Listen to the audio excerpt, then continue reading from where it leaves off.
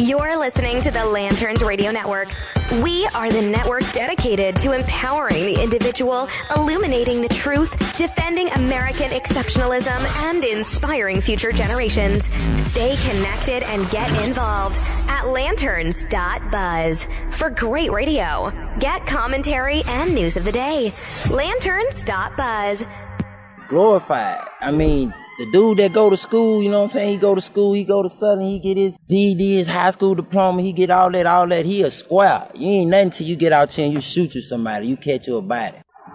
You're not safe, to me, which is why I'm ready to go. You know what I'm saying? Because it's in Baton Rouge, just like you gonna die. You won't be from here, you gonna die here. And that's what makes me so sick with it and won't tell a story like I'm telling y'all because I'm tired. Summertime is a rough time in big cities. In medium-sized cities like Baton Rouge, kids are out of school, don't have a lot of things to do. Drugs, alcohol, guns, beefs between folks. We see kids on the witness stand at 15 that may have a 2 or 3 page rap sheet, and you ask them at 15 or 16, son, where do you see yourself at 18? And there's generally 2 answers. And the answer is either Angola doing a life sentence for killing someone or being dead. Now, when you grew up with somebody and you be with them every day, all day, that's all you know. You wake up and you go to the house and you knock on his door. He knocking on y'all door. Y'all arguing, man. We about to fight over some shoes. Go around the corner like, when that's what you know is just being with that person like damn near every day, that hurt. And you watch them die and ain't nothing you could do about it. It hurt. We went 3 weeks without a homicide. And when the first shots rang out, we found that someone was dead in the car. Everyone was just, law enforcement was just, they were pissed. You could sense that these guys said, hey, this is offensive to us. We don't want this to happen. So I think everyone now has a little skin in the game and starting to feel like we don't want this to happen. So I'm saying most of these kids is really out here raising themselves. They people at home, but they not. And some of them ain't got no people. Daddy was a trick. Mama was a crackhead prostitute or something. Don't know your daddy. Your mama leave off for months at a time on crack benches. You don't see your mama. You might have a place to stay. You might. Or you might be staying with your people or something. And this ain't just nothing I'm saying on my head. I'm saying like real stuff I know people going through right now. Okay, if you losing kids to the streets, then why you losing kids? Because you're not raising those kids. You too busy trying to either be a friend instead of a mother or a father with guidance. You know what I'm saying? You got to be there. You got to want to know. I don't even know how I became a child of trouble because my mama was a caring parent, but I didn't have a father. I think the barrier is you just haven't seen it. I think if these kids can see it, they can do it. And we've seen some kids that are just from horrible situations that do such a marvelous job for themselves if just given that opportunity and taking that opportunity. Welcome, everyone. This is Watson Prunier from Battle for Freedom on Lanterns Radio Network, where we're here to fix the machine. If you want to follow me on Facebook, go to facebook.com/Battle for Freedom. You can go to my Twitter handle, which is @_Battle for Freedom. My website, which is also www.battleforfreedom.com. Or you can catch my previous podcasts that are available at www.lanterns.buzz. So today I want to sit and talk to you about something that has really just broke my heart as you listen to the opening clips and you hear about the hard life of these kids who are in these difficult neighborhoods and areas in big cities like Baton Rouge, where it feels like there's no chance for them to graduate and experience the real world and get away from the harshness and the death that consistently consumes these neighborhoods, these ghettos, these project areas where it just seems like it's a complete and utter hopelessness. And we had a situation here in Indianapolis that really kind of annoyed me because of the fact that it was another perpetuation of the stereotype, of the stigma of keeping kids from being successful because of the fact that we don't want to set healthy boundaries for our kids to understand. And as you play over and over and over again and you listen to that audio clip that I had in the opening, I want you to consider the words and the powerful words of these kids who are exhausted with the feeling of defeat, who are exhausted with the feeling of never having any chance of surviving or exceeding the lower standards of mediocrity that's established well in their communities. And here these kids, they want a chance, they want a fighting opportunity to be out of that mess, to be away from that mess. And here we come to this amazing and sad story. So last week we had a problem where there was a bunch of kids at this Crispus Attucks High School. So this is a famous high school for black kids It's basically, I think, even almost a historical monument or a historical building. And 20 or 30 kids decided that they wanted to play a senior prank on the school. And some of the kids were there even with the assistance of their parents to pull off this prank. So like, supposedly there at one point in time there was some adult supervision where they tied balloons and had a great time. But there was a segment of the group of kids who decided that wasn't enough for them.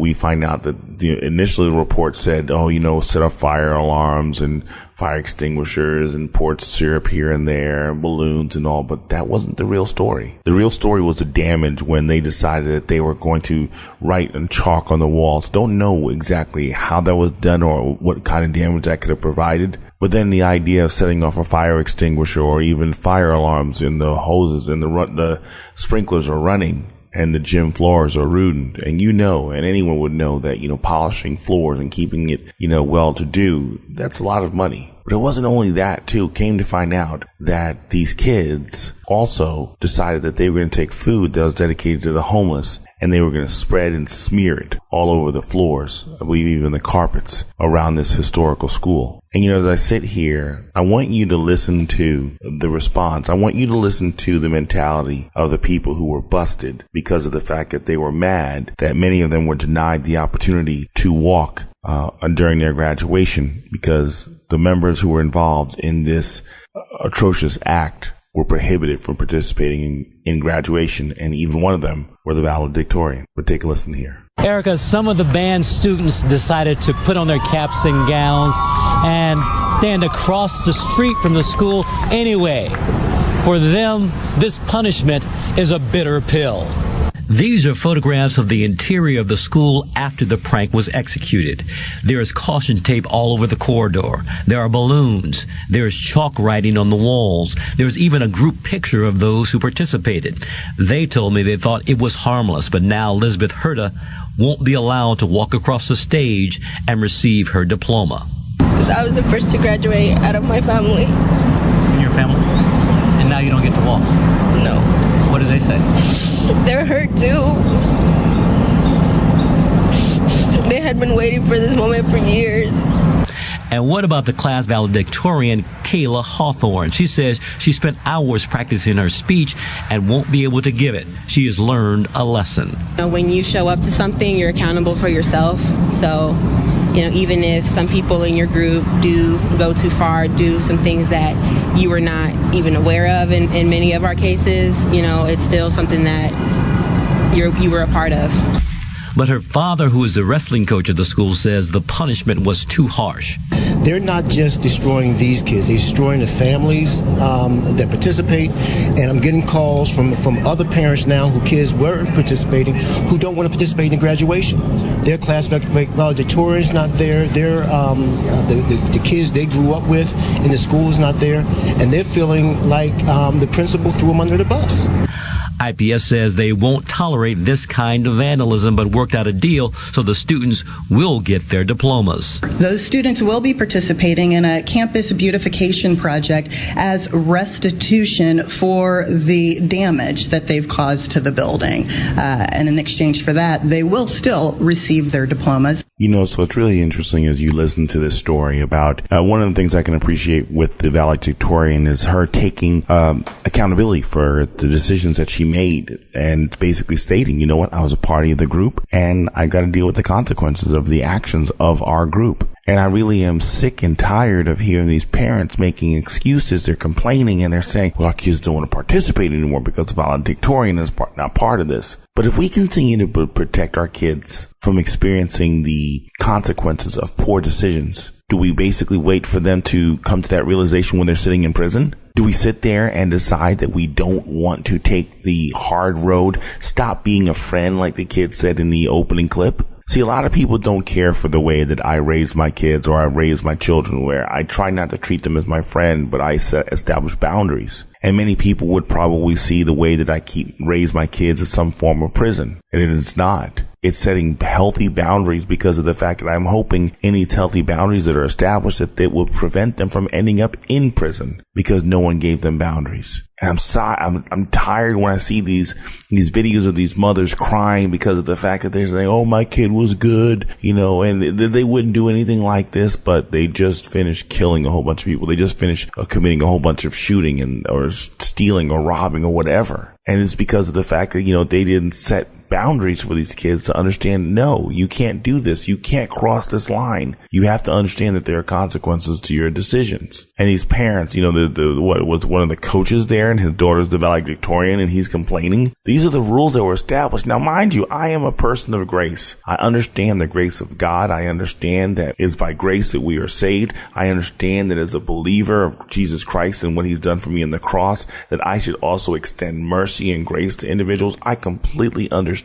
However, I believe that in our society, we've spent too much time extending so much grace, giving kids what they don't deserve, or even not giving them what they deserve by mercy, rather than allowing them to see the hand of justice, which is receiving what they deserve. We've spent so much time basically cheapening the ministry of grace that kids will carry on and do whatever they want, and then they grow up into adults who want to do whatever they want. And I'm believing that we need to change this mentality because of the fact that it is very damaging. It is very damaging to see the way that this is taking place, and I am saddened by the way that these parents will not own up to the poor decisions that they made and they led their children to participate in. And I'd like to know exactly where are the parents of these other kids who were more destructive in nature in this high school prank. Where are those parents? Why aren't they showing up on the TV screens? Why aren't they the ones who are out here complaining about what's taking place? But you know what I did hear when I sat there and watched this article unfolding on social media? That you had people blaming Donald Trump.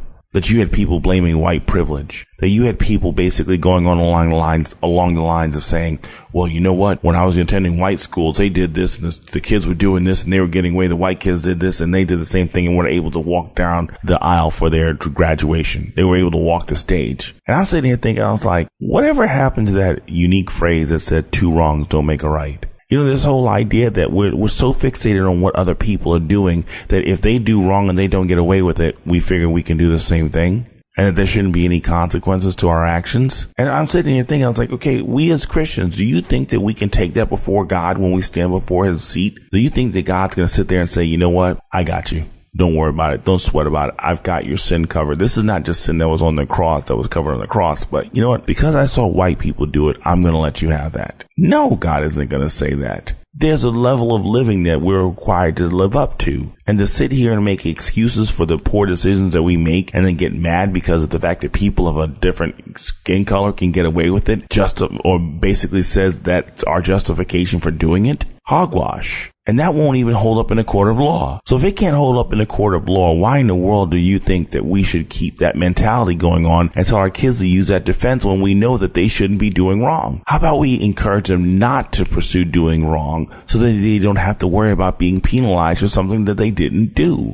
But that's not the mentality that we have. And then the kids grow into something further. They grow into a greater disaster like this college that's in Washington, where these kids are deciding that, once we want to basically have the school see what it's like not to have black people be there, but they've changed it because now it's turned into this issue where you have these kids who are basically saying they don't want any white faculty, any white students on campus. They want no presence of white on this campus. I've got some questions for you on this because of the fact that if you're sitting here and you're arguing against segregation and all the wrong things, you're creating a segregated environment, the very thing that you're angry about, but you don't see any hypocrisy. You don't see any wrongdoing in what you're doing there.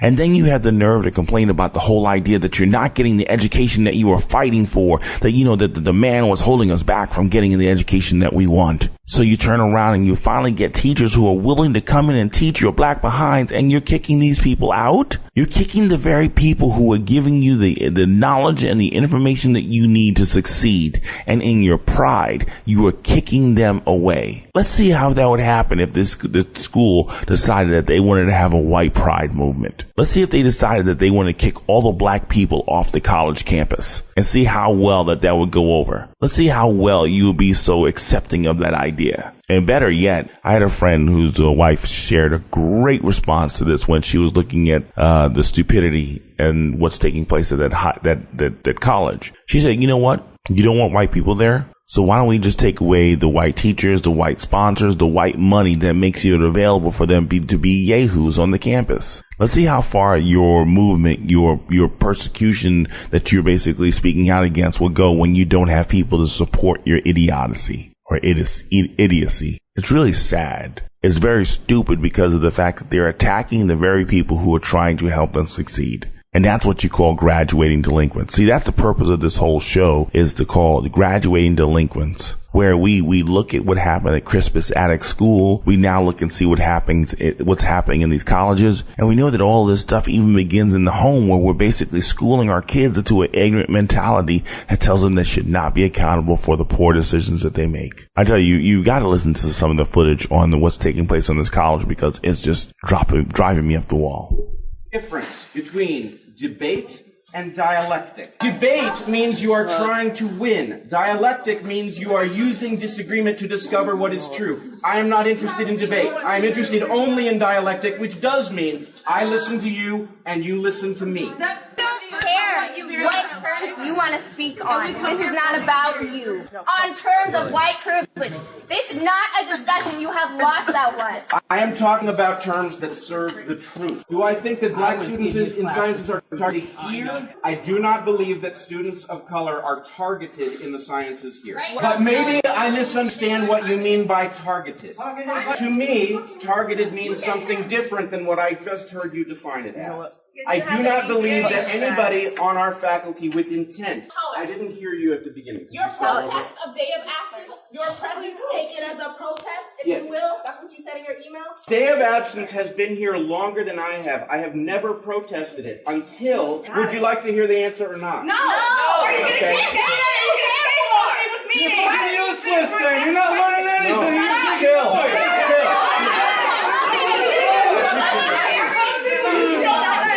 History could pivot in the direction of the values that you are standing here for. Yeah, resign. What? Resign. You're not resigning. Okay.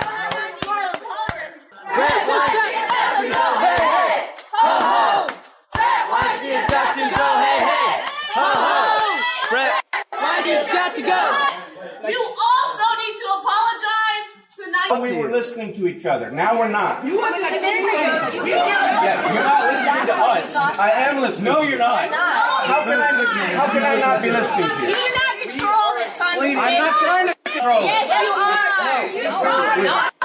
Yes, he is. You're acting supremacy. So did you listen to that? They spend most of their time screaming over the professor who was there to help them.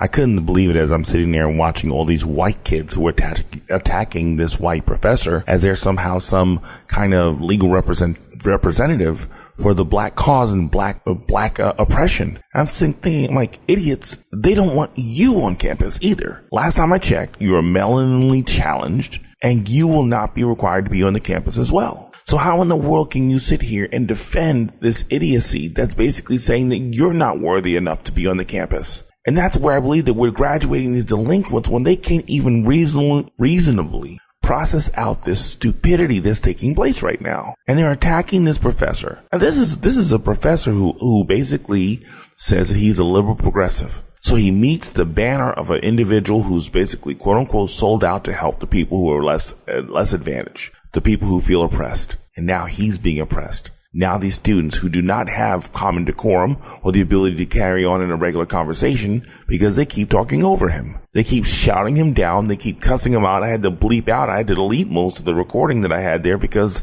there was more profanity coming from these students who were trying to shut down this teacher. And basically when he says, "Can I give you an answer?" they scream, "No." They don't want an answer. That's delinquent behavior that basically says, regardless of whether or not you have the truth or not, I don't want to hear it.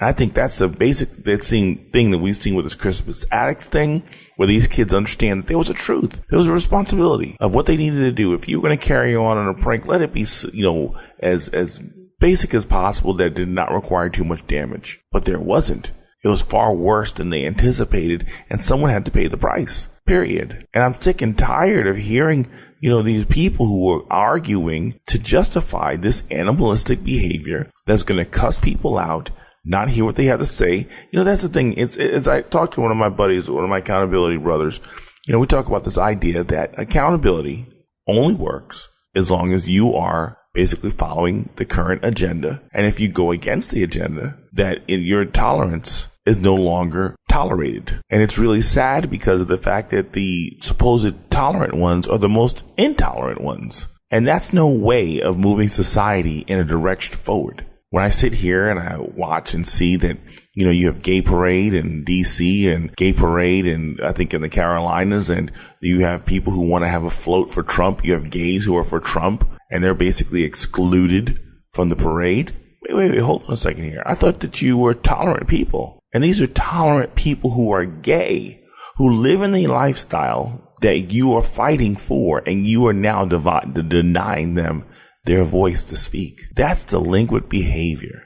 That's delinquent behavior that basically says, I want everybody to have a chance to speak, but it better be along the lines of what I approve. And they say that this professor was trying to control the conversation, but they were. They shouted him down. They didn't provide him an opportunity to speak. And they're the ones being accusatory of him. And we see that consistent pattern behavior as taking places, whether it's on high school campuses or even in the college environment, where people are always playing the victim. They're always trying to basically beat the banner of some cause and not realize you're looking more foolish than you are smart. And it's really sad because of the fact that we will never move in the right direction.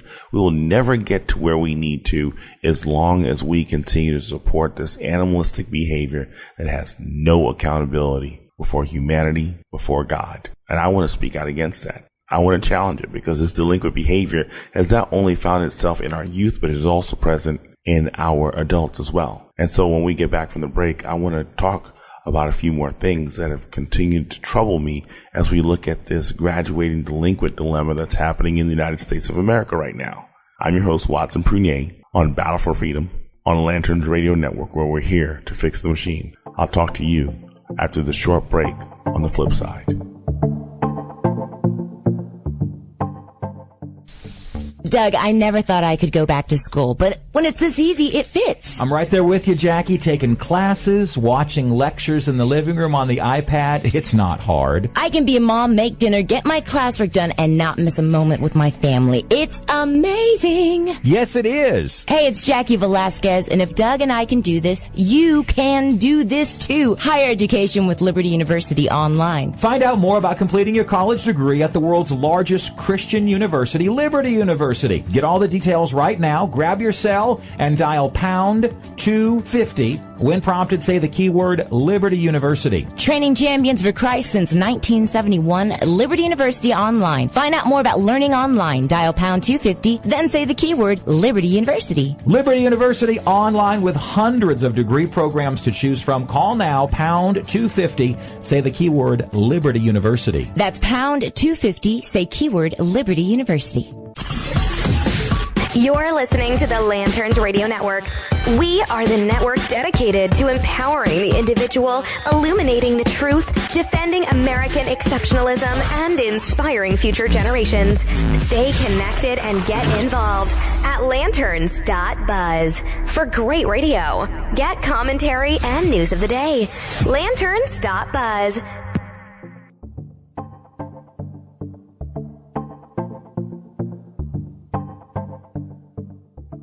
Welcome back. This is Watson Prunier on Battle for Freedom on Lanterns Radio Network, where we're here to fix the machine. So today I talk about this whole idea of graduating delinquents. I want to get beyond or move beyond the high school situation of Christmas addicts. I want to move beyond the drama of the Evergreen University or college or whatever it's called. And I want to get into this issue about talking about this oppression, this feeling of believing that there's all this wrongdoing that's taking place and we want to shut down all that kind of stupidity and negativity and what's going on here. And so I want to take us forward. I want to fast forward to what happened last week with Bill Maher using the N-word. Now, a lot of my friends believe that, that it's wrong for people like Alfonso, Rachel, myself, and other people to continually point out the historicity of racism that's ever present in the Democrat Party, that's present in the movement of liberal progressivism. But here you have a person who felt completely comfortable on basically using the N-word.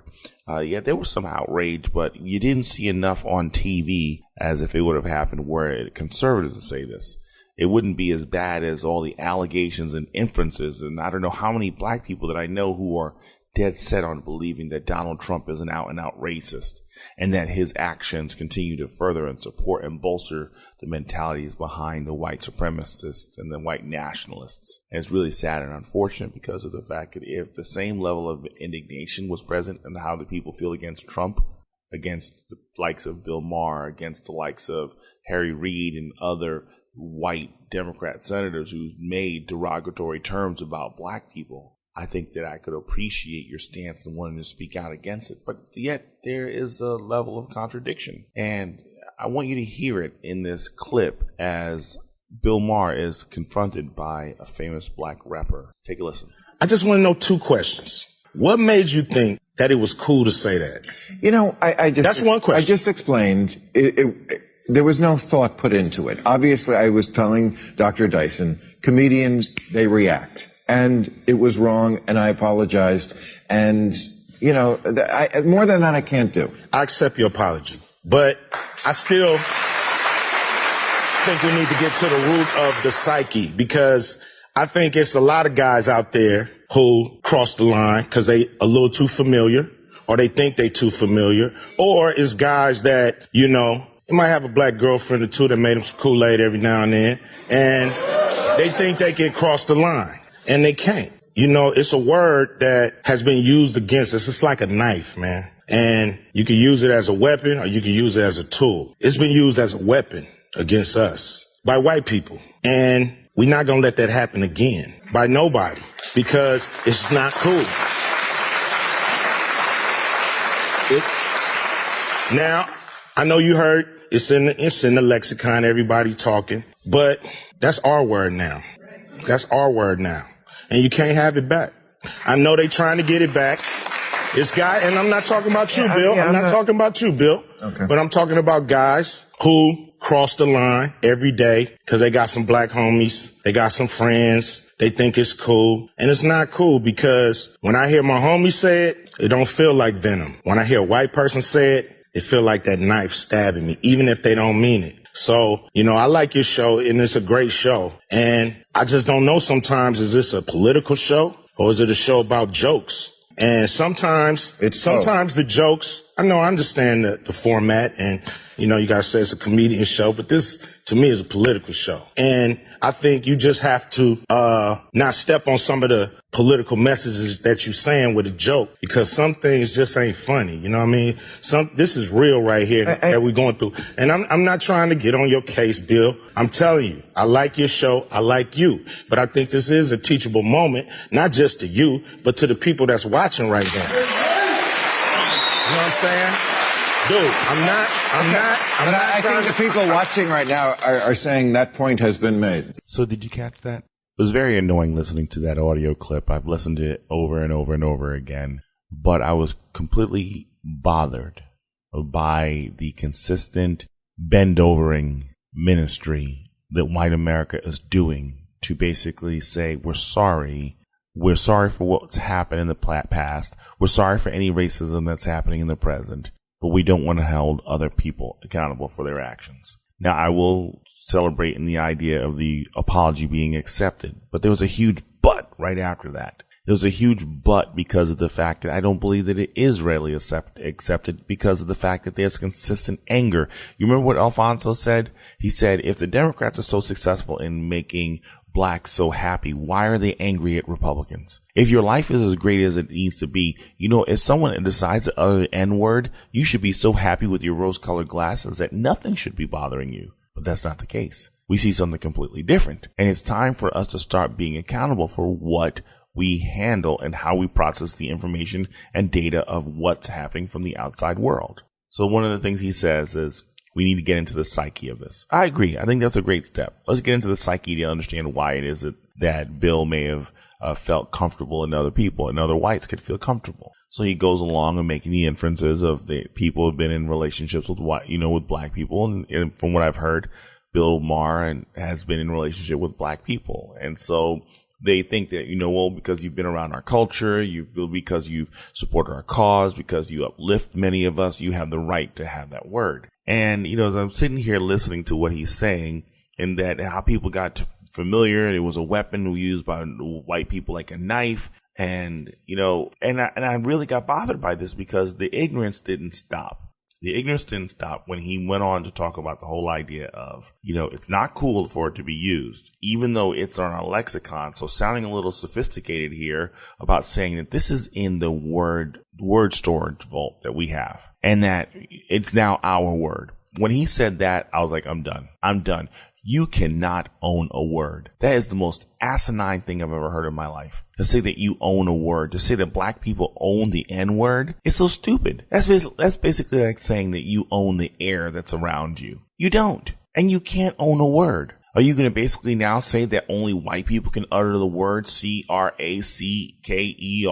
and H-O-N-K-I-E or Y, whatever? Are you basically going to say that they can own that word? Because I bet you if we take a look at your lyrics, you probably drop in those words. I bet you if we check your lyrics and most of the lyrics of most of your running buddies, they're probably saying those words. But you're not consistent in the lifestyle you live. See, here's the way that you get beyond not hearing that word again. You don't utter it. You don't let anyone utter that word. Not black people, not white people, no one. Because it's complete ignorance. That's what the word originally meant. Ignorant one. And I think it is ignorant. It's a delinquent behavior to believe that we can continue to utter the N-word as black people can say it and it not have the same sting as it did if a white person says it. How about we just not say the word at all? How about we not say the word at all? Let's put our grown-up pants on and basically say, you know what? We're just going to remove it altogether, period. Now, does that remove it from other people saying the word? No. There's still going to be some racists who are out there who want to utter the same term, just like there are going to be racist black people out there who want to utter, the C word about white people, who want to call out the H word about white people, who want to even say the term white privilege, which is just as offensive and rude as the N-word. So don't sit here and tell me that you graduate into some maturity when you're going to decide to keep this offensive word in your dictionary. And this whole idea of basically saying that, you can't have it back.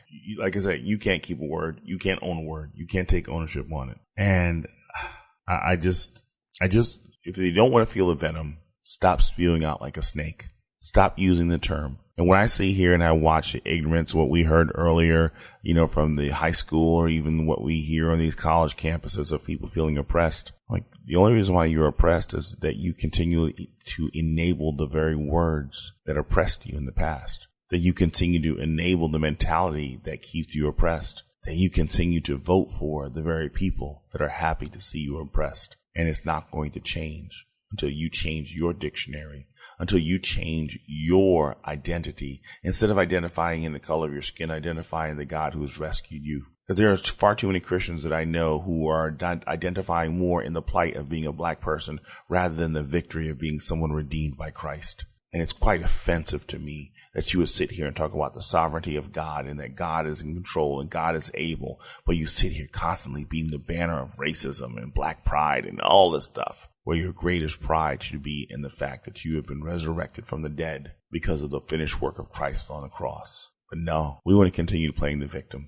We want to continue to play the victim and continue to say these ignorant things. I heard this gentleman or this person utter the phrase driving while black from the pulpit in front of a bunch of white people, brothers and sisters in Christ who have encouraged them, their ministry, have funded their ministry and their success, and still uttering years later the term driving while black in a predominantly white neighborhood. And it was like a stab in the heart that we would ever feel the need to continue to carry on in that kind of dialogue from the pulpit, where that's the position where you relay the gospel, where you relay the words of hope, We relay the words that Christ and the disciples have painfully provided for us, that we would have the words of life.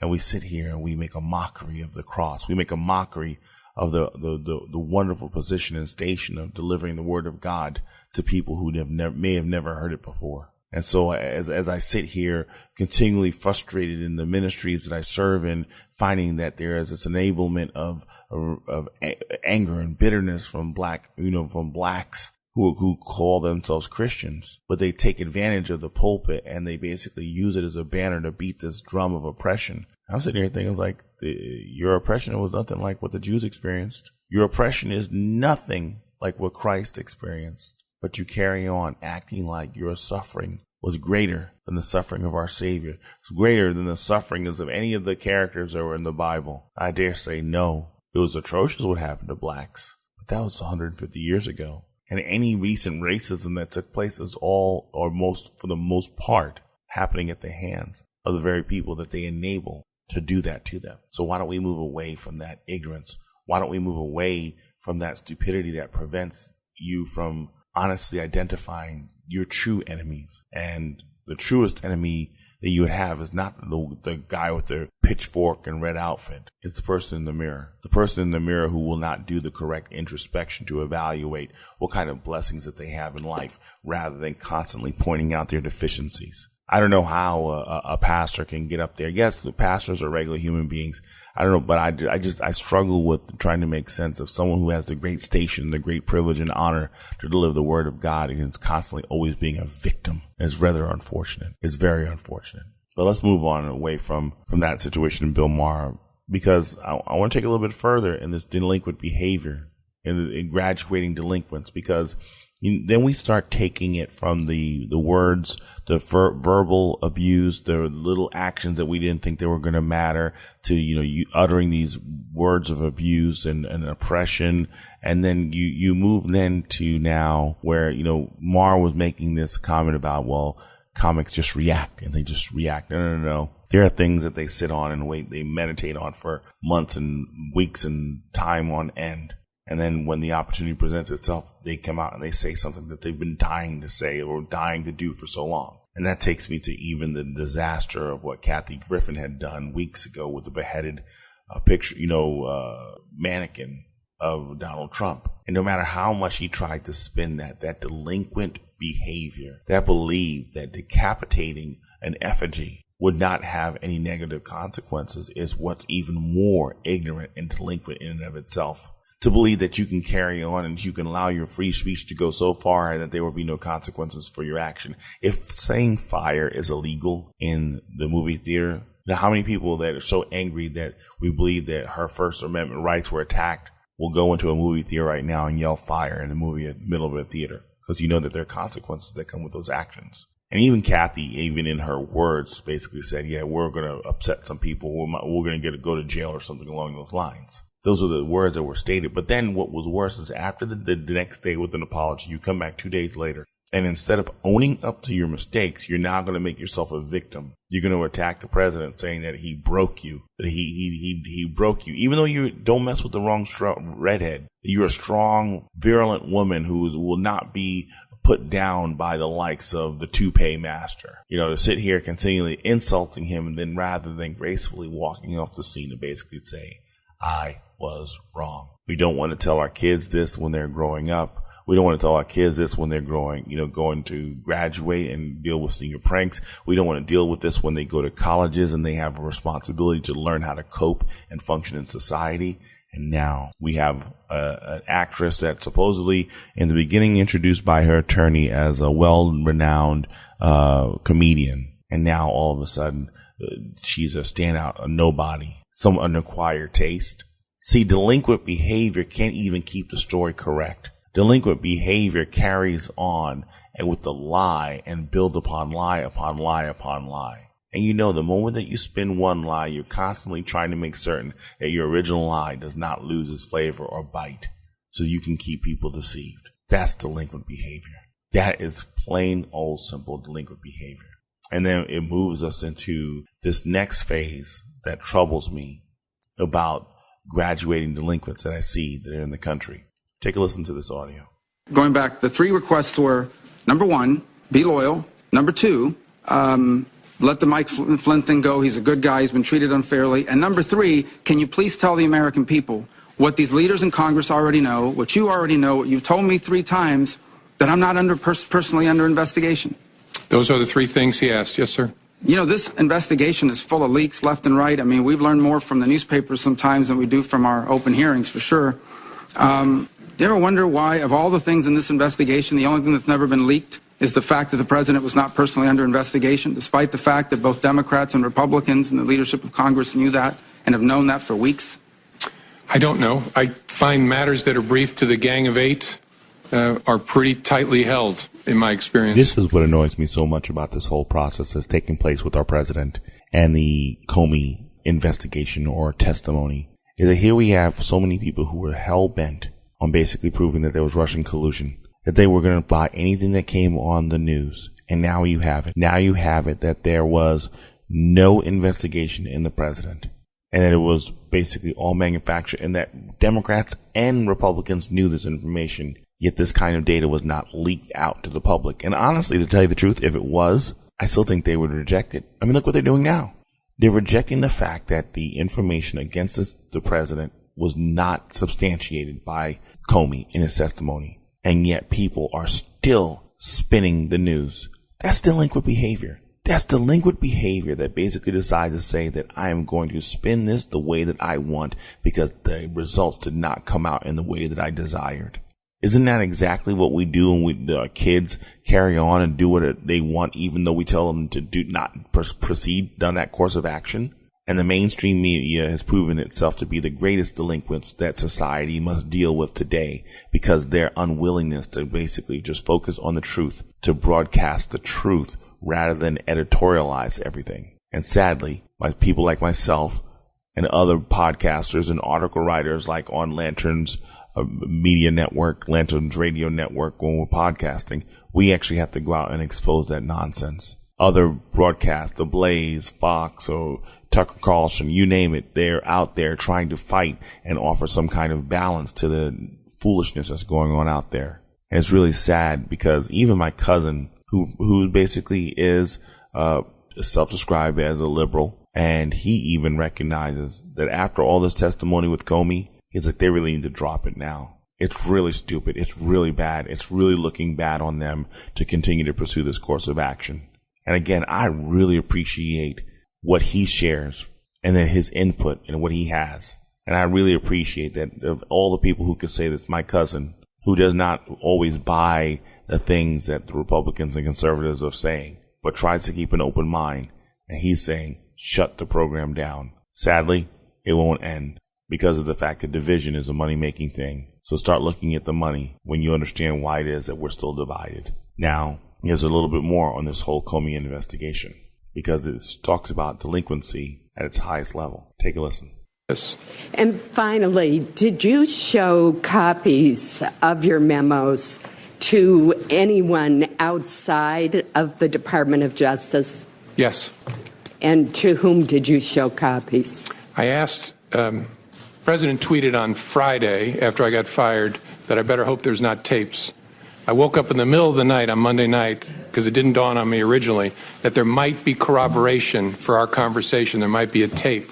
And my judgment was I needed to get that out into the public square. And so I asked a friend of mine to share the content of the memo with a reporter. Didn't do it myself for a variety of reasons, but I asked him to because I thought that might prompt the appointment of a special counsel. And so I asked a close friend of mine to do it. And was that Mr. Wittes? No, no. Who was that? A good friend of mine who's a professor at Columbia Law School.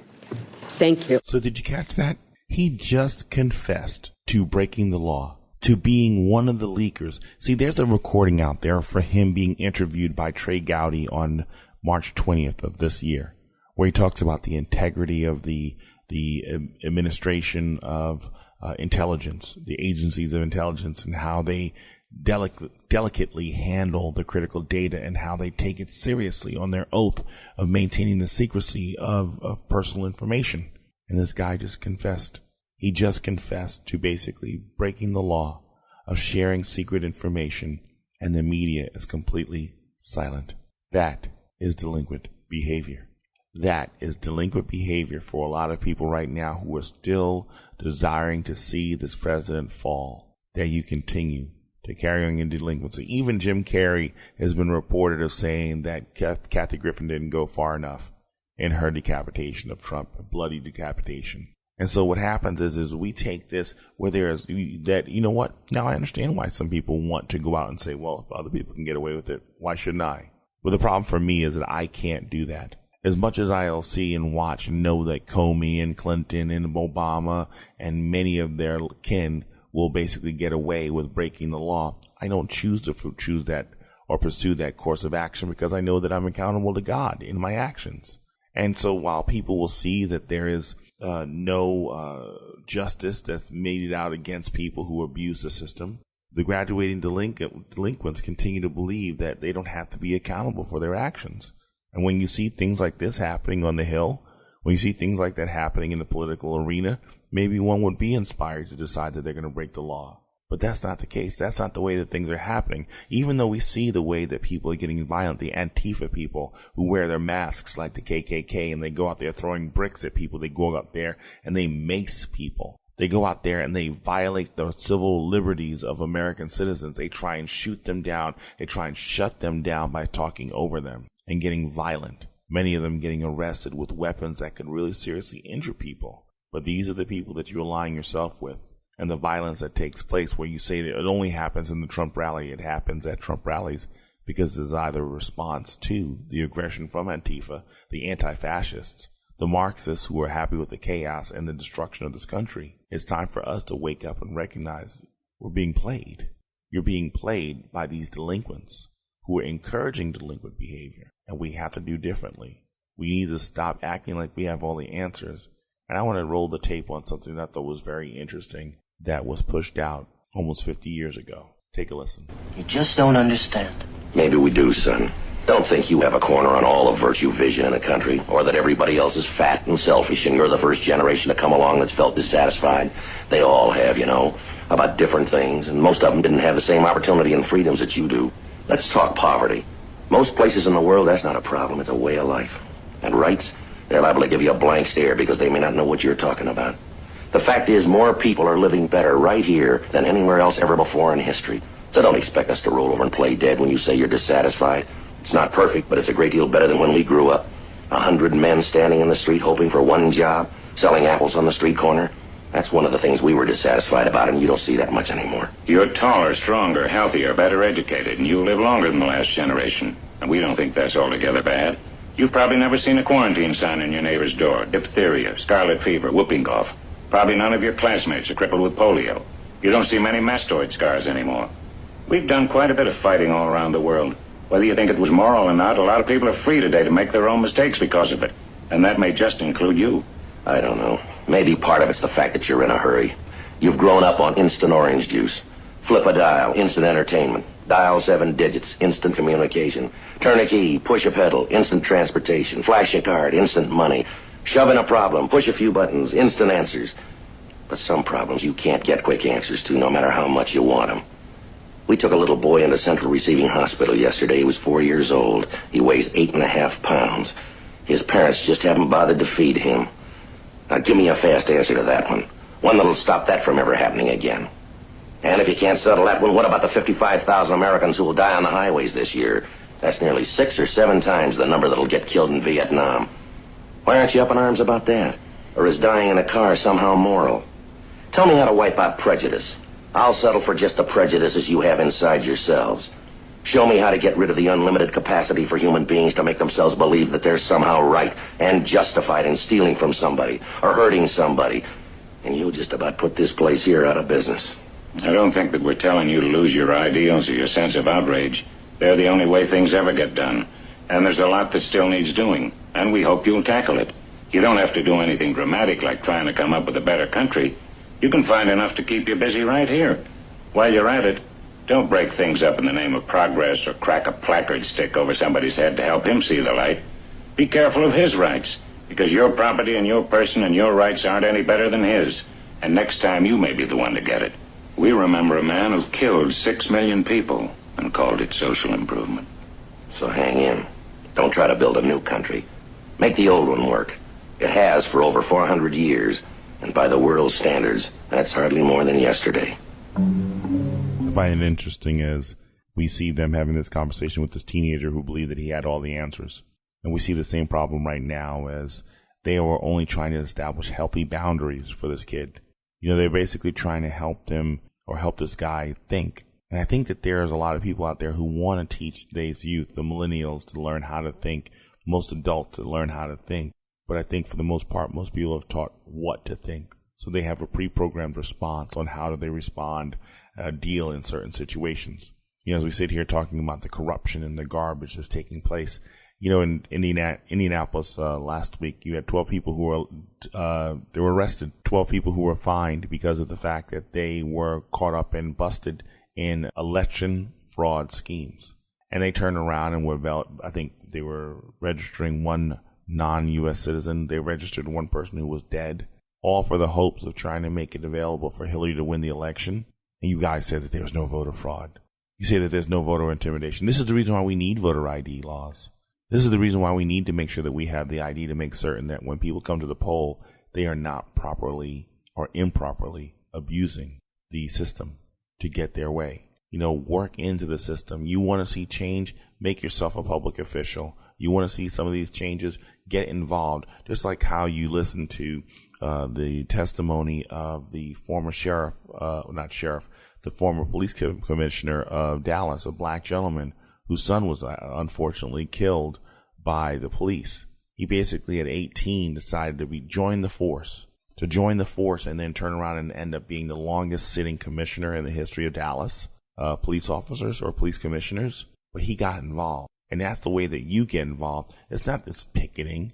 It's actually spending the time, getting the education, speaking with people and figuring out a way that you can get into a government position. Although most of them, I believe, are too sold out as it is right now. But that doesn't mean that you can't at least try. That you can't get there and not just get in there just to see what you can do for black people, but for what you can do for the community at large. Stop looking to just basically make things easier for one ethnic group or social group, whatever. Just pursue the rights of every American citizen and stop basically trying to add new laws when we already have the laws on the books that provides and makes available the pursuit of happiness for every American citizen.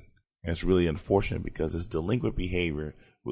Too many people who are graduating being told what to think instead of how to think. And so when we watch this natural progression of what's taking place in the homes, what's taking place in the high schools, what's taking place in the colleges, or even on TV, or even on the political landscape, you see a lot of delinquent behavior. You see a lot of people who do not appreciate the breadth or the depth of their blessings. Yes, I'm sure that many people in politics wouldn't say it's a blessing to be in their role. But if you can get more and more people aligned to your way of thinking prayerfully, things can move in the right direction. However, I'm not seeing that happen because of the fact that it's easier for everyone to be victims. It's easy for everyone to continually complain. It's easy for everyone to lash out and hurt other people. I don't want to go with that. There's an old adage that says hurt people hurt people. I think the more accurate and biblical presentation is sinful, broken people break other people. And that's delinquent behavior. That's delinquent behavior where we're constantly choosing to basically say things, utter phrases, break people's property or whatever, cause some kind of damage, whether it's physical or emotional or spiritual, and have no desire to say, I'm sorry for what I've done, to have no desire to apologize and seek forgiveness. That's delinquent behavior when you cannot ask or say that you're sorry. And it's really unfortunate because what I've seen, even in the church where we're supposed to be people moved by the Spirit of God, is this delinquent behavior that prevents us from calling out the evils that takes place in society. And I'm not talking about what happened 150 years ago, nor am I talking about what happened in the South. I'm talking about what happened yesterday. I'm talking about what happens even today, where you have a segment of society that's allowed to complain and cry all day long because of the fact that they believe that they take ownership in the platform of what it means to be a victim.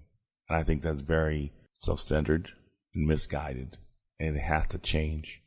If it doesn't change, we're just going to see these communities continue to go by the wayside, and they have no one to blame but themselves.